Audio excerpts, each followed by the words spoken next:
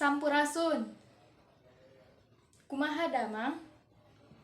Di dieu abdi sareng rerencangan ti kelompok absen 13 dugi ka 16 bade medarkeun 8 wawangsalan nu temana kadaharan. Yuk regepkeun. Tepangkeun wasta abdi Iza Nurhalimah ti kelas 11 IPA hiji nomor absen 13.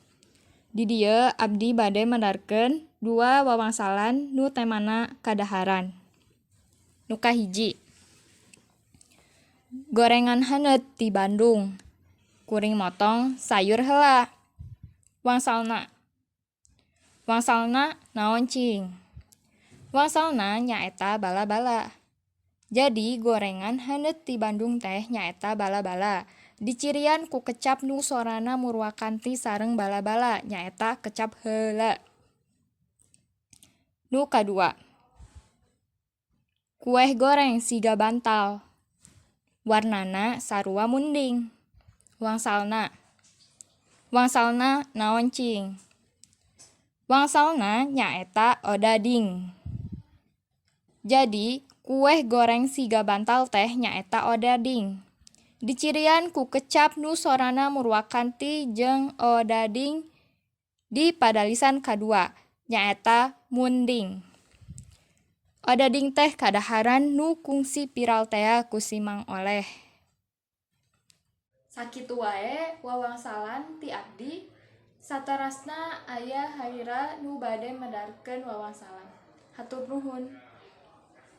Bismillahirrahmanirrahim. Tepangkeun wasta abdi Khaira Nafsa Sukma ti kelas 11 IPA hiji. Dinten ayeuna abdi bade ngadugikeun wawangsalan tema kadaharan. Nu kahiji, kadaharan khas ti Garut didahar ku si Pak Endol nyaeta dodol. Nu kadua, olahan ti tepung beas didaharna ku si Abi nyaeta surabi. Cekap sakitu ti abdi, hapunten bilih aya kalepatan. Hatur nuhun. Bismillahirrahmanirrahim.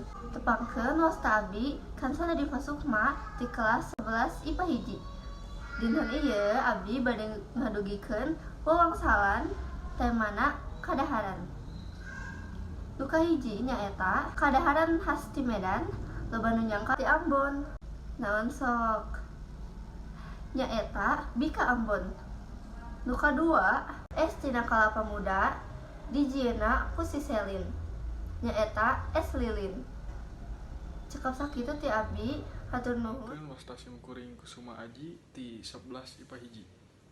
Simkuring bade ngadugikeun wawangsalan anu kahiji dibungkus ku daun cau rasana mah pasti amis wangsalna bugis. Anu kadua asalna ti kota Garut.